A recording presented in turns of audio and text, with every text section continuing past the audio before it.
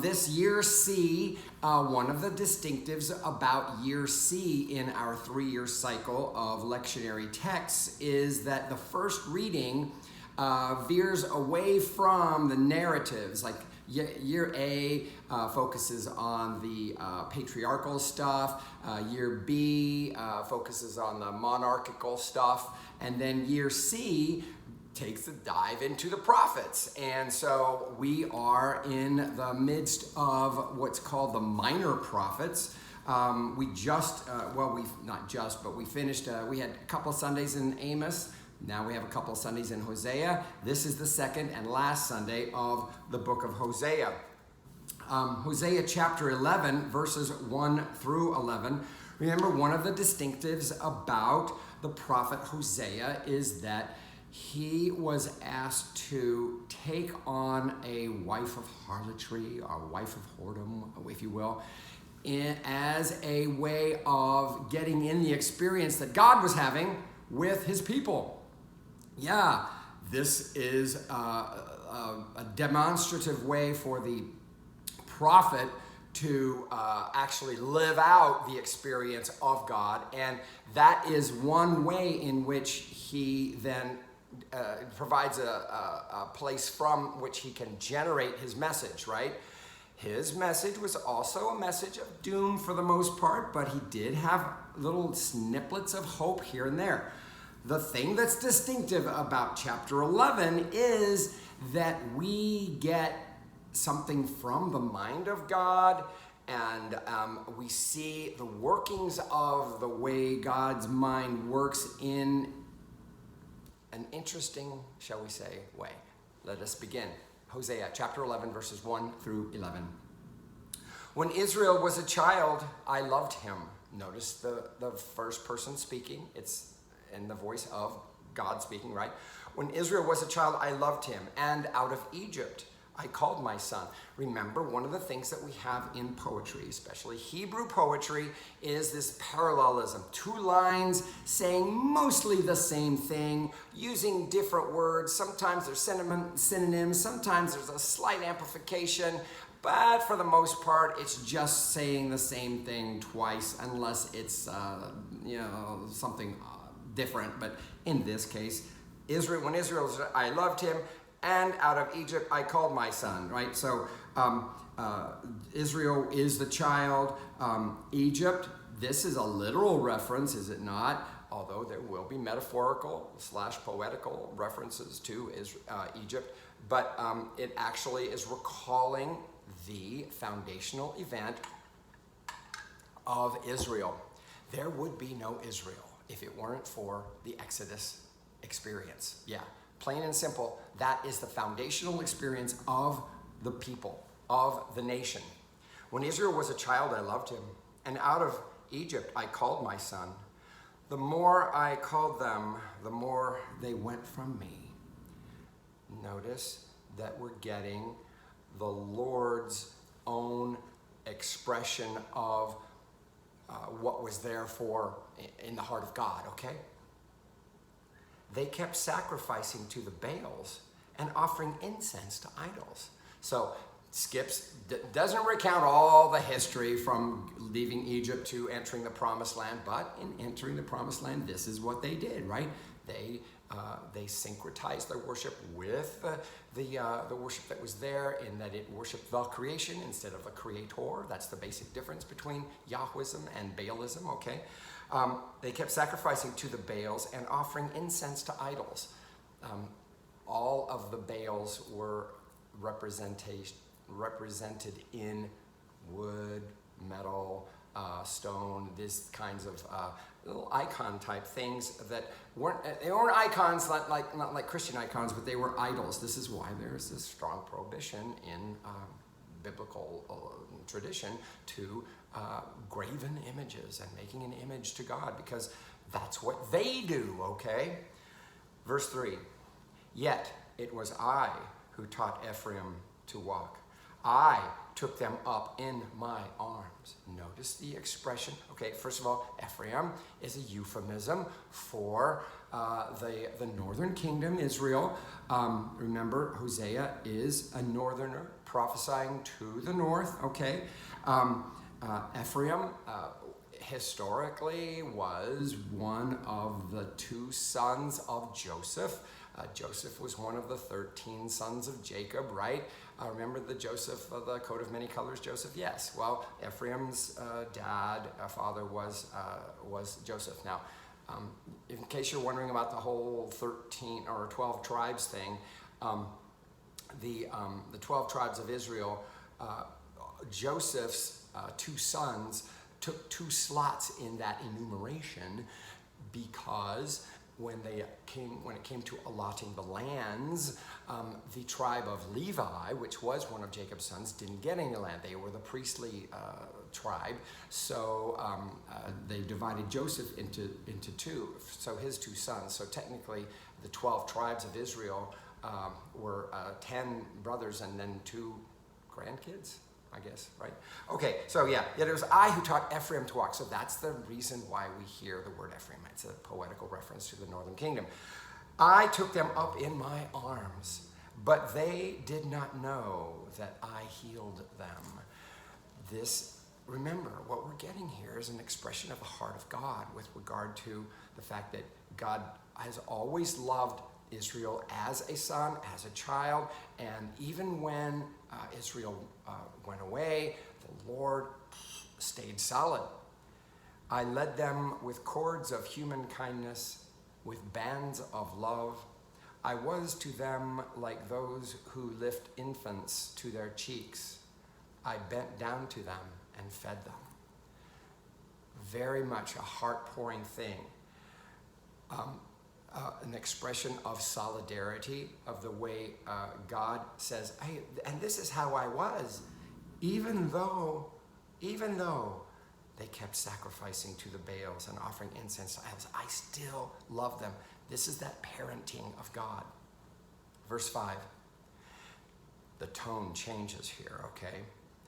They shall return to the land of Egypt, and Assyria shall be their king, because they have refused to return to me. So, and the Lord's musings of, oh, how much I love them, even though they were, but they're gonna pay for it. There's gonna be circumstances. This isn't the Lord being mean. This is just the Lord saying they don't realize what they brought on themselves, okay? To say that they shall return to the land of Egypt is a poetical, metaphorical reference to back to bondage, okay? And Assyria shall be their king. Assyria is the nation that eventually does overtake the northern kingdom.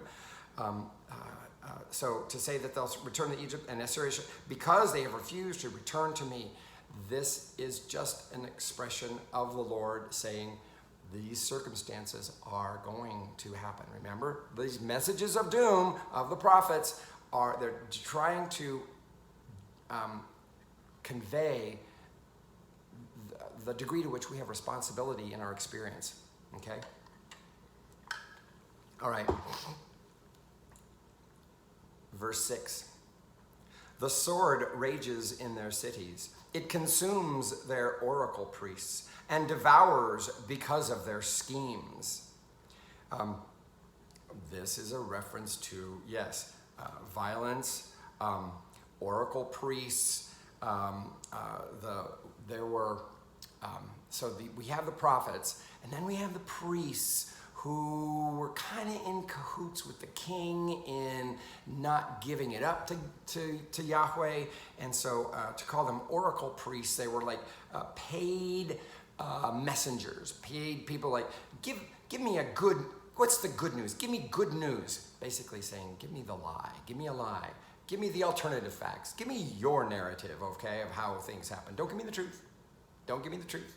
Give me your version of it, one that you know that I'll like. These are the oracle priests. And devours because of their schemes. My people are bent on turning away from me. So this is that expression of the Lord like saying, yes, they're going to be bad. There's bad things going to happen, and they're still bent on turning away from me. Oh, how I want them back. You know, it's kind of like the heart of a parent. I'm in the middle of verse 7. To the Most High they call, but he does not raise them up at all. The Most High, this is another word for God. It's an old word for God, El Elyon, God of Most High, God. It's one of those words that preceded the experience of Yahweh. A lot of times in the patriarchal narratives, we'll see where Abraham didn't have an experience with Yahweh so much as he had an experience with the, God Most High. This is one of those alternative names for deity before the divine name was disclosed. Verse 8, now we get this heart-wrenching. How can I give you up, O Ephraim? How can I hand you over, O Israel? How can I make you like Admah? How can I treat you like Zeboim? Admah and Zeboim are cities that also were consumed, if you will, in the judgment of Sodom and Gomorrah. Yeah, exactly. My heart recoils within me.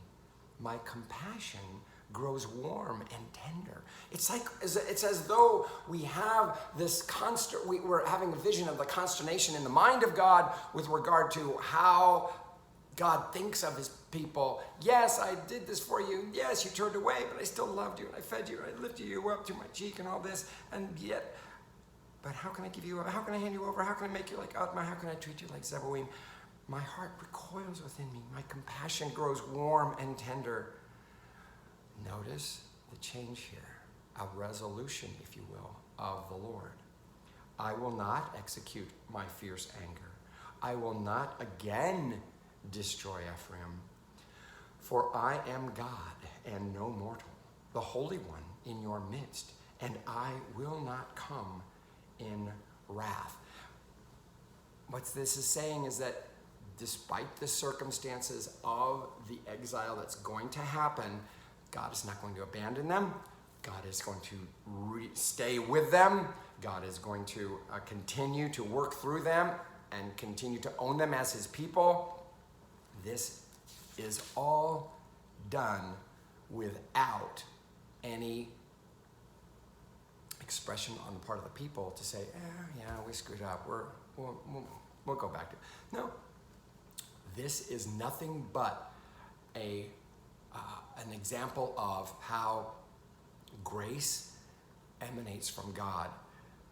We are accepted by God based on who God is, not based on who we are or what we do. Okay, we can't do anything to earn God's love. We can't earn anything to gain God's favor. It's merely God being God that we are loved and that we are granted mercy. Verse 10, they shall go after the Lord who roars like a lion. When he roars, his children shall come trembling from the west. This is not a roar of a lion that's attacking. This is the roar of a lion, like a lion or a female lion going after for her cubs, or a male lion for his mate. In that sense, a very comforting thought. Yeah. So this is a metaphor of a lion that's not fierce and dangerous, but comforting, but yet loud. Okay. Verse 11, they shall come trembling like birds from Egypt and like doves from the land of Assyria. By the way, there were some people that were exiled to Egypt and some went north, some went south. We have evidence for that in Jeremiah, in the book of Jeremiah. And I will return them to their homes, says the Lord. So, yeah, the thing that's so vital and so significant about this chapter in Hosea is that it is an expression of how it is for God, that God loves us. God decides that God stays with us simply because of who God is, and not because we've done anything to deserve it. In fact, we've done just the opposite to deserve it. a wonderful lesson in how God is. And if you think about it, it's also that message that Jesus taught that God had as well. Okay. We're going to move on to our psalm for the day. Our psalm for the day is Psalm 107. It's not the entire psalm, just verses 1 through 9, and then verse 43. Verses 1 through 9. I'm going to write this in the Book of Common Prayer version. Give thanks to the Lord, for he is good, and his mercy endures forever. Remember that the psalm typically follows on the theme that's set in the first reading, and you can see how this could be a psalm of thanksgiving, if you will, to the Lord in regathering, in loving, despite exile. Okay? Give thanks to the Lord, for he is good, and his mercy endures forever. You gotta remember, one of the things that they experienced, that Israel experienced when they were in exile, was the thought, does the Lord really love us? Does the Lord really love us? Is the Lord here? Is the Lord still with us? They weren't sure. Verse 2, let all those whom the Lord has redeemed proclaim that he redeemed them from the hand of the foe. He gathered them out of the lands, from the east and from the west, from the north and from the south. Some wandered in desert wastes. They found no way to a city where they might dwell. They were hungry and thirsty. Their spirits languished within them. Then they cried to the Lord in their trouble, and he delivered them from their distress. He put their feet on a straight path to go to a city where they might dwell. Let them give thanks to the Lord for his mercy and the wonders he does for his children. For he satisfies the thirsty and fills the hungry with good things. This definitely describes the experience of Israel in returning from exile, does it not? Last verse is verse 43. Whoever is wise will ponder these things and considers well the mercies of the Lord. When we consider well the mercies of the Lord, what we find out is that, you know what? This has nothing to do with me. This is all about God. That's what creates the gratefulness even the more, okay? We're moving on here, folks. In our New Testament readings, which don't necessarily have anything to do with the readings from the first reading and the psalm, but it might, you never know, so stay tuned. Our epistle reading is from Colossians chapter 3. Chapter 3. We had a couple of lessons from Colossians. What? 1, 2, 3. This is the fourth week we've been in the book of Colossians. Colossians chapter 3, verses 1 through 11. So, if you have been raised with Christ, seek the things that are above, where Christ is seated at the right hand of God. You got to remember, one of the things, got to keep in mind always the context for these books of Paul. The Christian community of Colossae, I believe this is the one that Paul had not visited. And a lot of scholars doubt whether or not, I'm not really sure Paul wrote it. Well, I think that he did, but it might have been with a different amanuensis, maybe Timothy. Maybe Timothy himself was the amanuensis, right? The person who actually did the writing. But one of the things that was difficult going in the church at Colossae was Christ had kind of gotten rolled into a whole panoply, megalopolis of God, like a polytheistic almost type of a thing. And Paul argues for the preeminence of Christ all the way through. And so he and what he's dealing with here are mainly Gentile Christians, okay? And that's the reason why he has to really get specific here, because one of the things that was common amongst Gentile Christians was a lot of personal immorality, if you will. The Jewish people, they had one of the best things going in that they had this kind of structure that demanded obedience, being kind, being loving to one another. Didn't exist outside there in the Gentile world. Okay, so Paul is trying to sell the benefits of, hey, this is what it means to follow Christ. So if you have been raised with Christ, seek the things that are above Christ, where Christ is, seated at the right hand of God. Verse 2, set your minds on things that are above, not on things that are on earth. For you have died, and your life is hidden with Christ in God. Notice this is quite of a cosmic experience he's describing. Do we think of ourselves as having died with Christ and our life being hidden with God? The idea that when Christ was crucified, that was us. Because how can that not be us if when Christ was raised, that is us? Yeah. So this is quite a Christ mysticism that is an advancement in a Christology, in a newly born Christology of the day. For you have died and your life is hidden with Christ in God. When Christ, who is your life, is revealed, then you also will be revealed with him in glory. Oh my goodness. See, he's selling the benefits of, hey, you can lose all those other little pet godlets you have and just stick with Christ. Put to death, therefore, verse 5, whatever in you is earthly, okay? Fornication, impurity, passion, evil desire, and greed, which is idolatry. These are personal type of dalliances, if you will. There was not the sense then that any of these things could be participated in without sinning. This is, I think, has to do mostly with the Gentile context. Notice what he says here in verse 6. On account of these, the wrath of God is coming on those who are disobedient. And these are the ways you also once followed when you were living that life. Speaking of the way it was in the Gentile world. Because here's the thing. Remember, Gentiles weren't being asked to become Jewish first.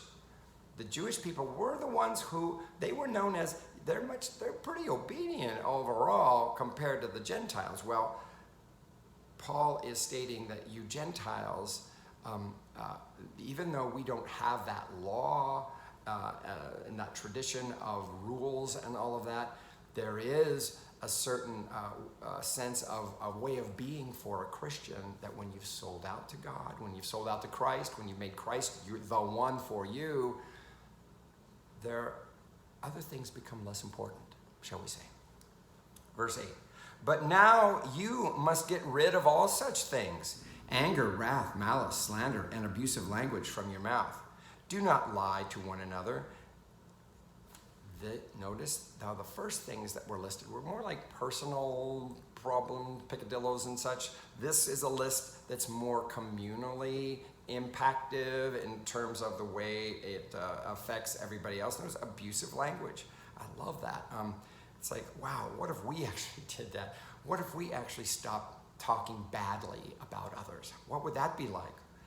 There wouldn't be anything to watch in the news, that's for sure, right? Okay, do not lie to one another, seeing that you have stripped off the old self with its practices. This is the challenge that the Gentiles had. Verse 10, and have clothed yourselves with the new self, which is being renewed in knowledge according to the image of its creator. Paul is selling them on, this is the benefits of being in Christ. In that renewal, there is no longer Greek and Jew, circumcised and uncircumcised, barbarian, Scythian, slave and free, but Christ is all and in all.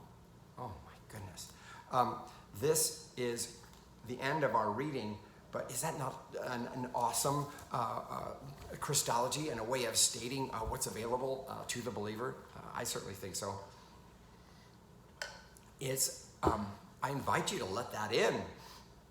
I invite you to let that in. What would that be like if you actually let that into yourself as far as the way you let it impact your being?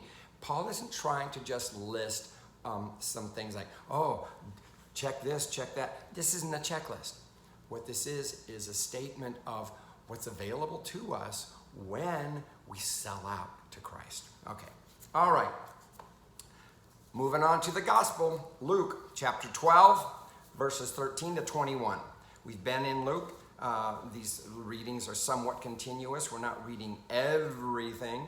The reading that we have for today is we're picking up the last week where we left off. Jesus, he had given them, he had taught them how to pray. And then that was in chapter 11, verse 13, where that ended. And then we have a whole bunch of stuff that does not get related to us, and then none of which is really all that important, because this is a part of, in Luke's narrative, Jesus' journey to Jerusalem. He set his face to Jerusalem. A lot of his teachings come in this time, and a lot of them don't even have a whole lot of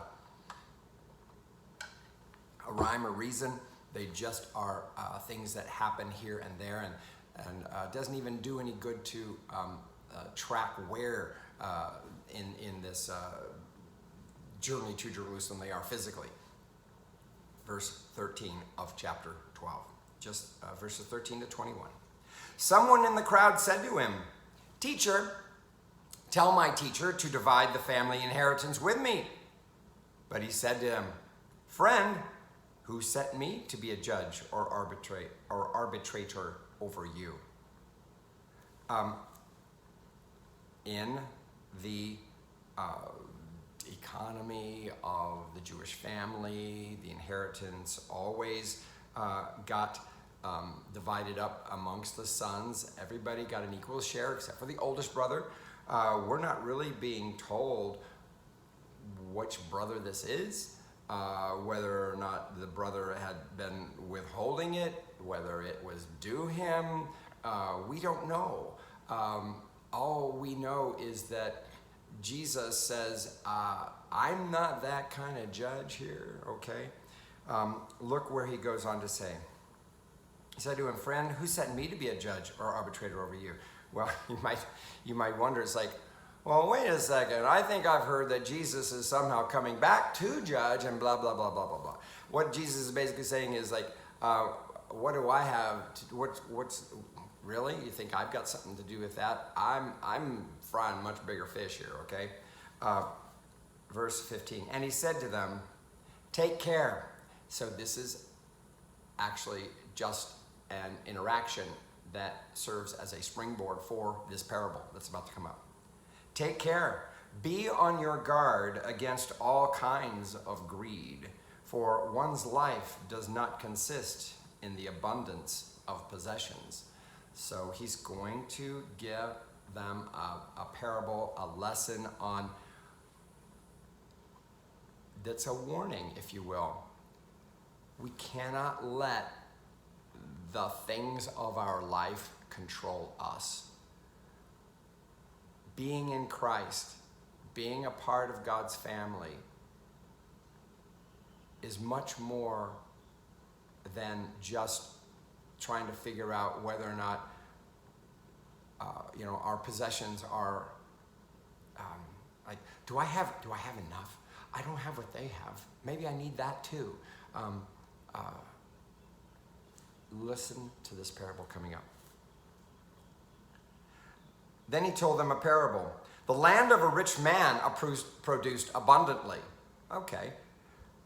And he thought to himself, "What should I do? For I have no place to store my crops." So notice first of all, and in the story, the man, it's not because it's the land that produces abundantly. The man just happens to be the beneficiary of the abundance of the land. Okay. Then he said, it brings a problem on. It's like, wow, I've got a whole lot. What should I do? Then he said, "I will do this. I will pull down my barns and build larger ones, and there I will store all my grain and my goods. And I will say to my soul, 'Soul, You have ample goods laid up for many years. Relax, eat, drink, be merry.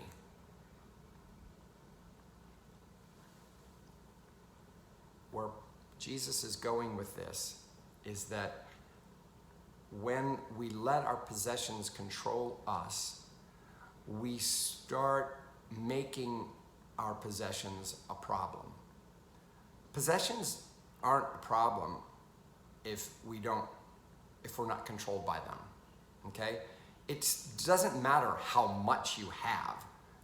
Jesus isn't saying that, oh, you're more blessed if you have less than you have more. No, it doesn't have anything to do with that.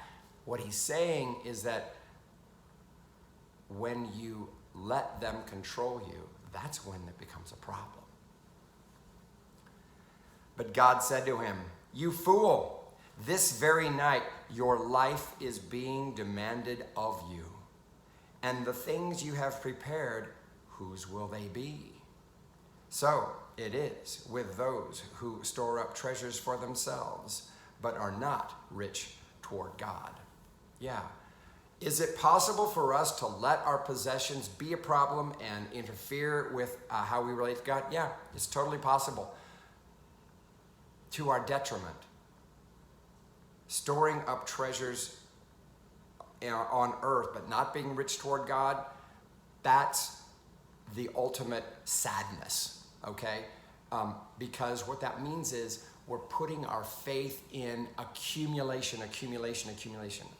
It's one of the things, the reason why I'm pleased and proud to say that I live in a very simple place and I'm not paying rent and I'm not paying a mortgage, and it's something that I have, and it's like I don't need any more. I have what I need, and it's a gift of the Lord. I want all of us to be aware of the fact that when we properly have the right relationship to those things that we have, we don't let them control us. We got to remember, the creature comforts are to something that's supposed to serve us. We don't serve that, okay? I don't know if there's really any real correlation between what we have in our gospel reading and what we had in our first readings, but some very good lessons, are they not, from our scriptures today?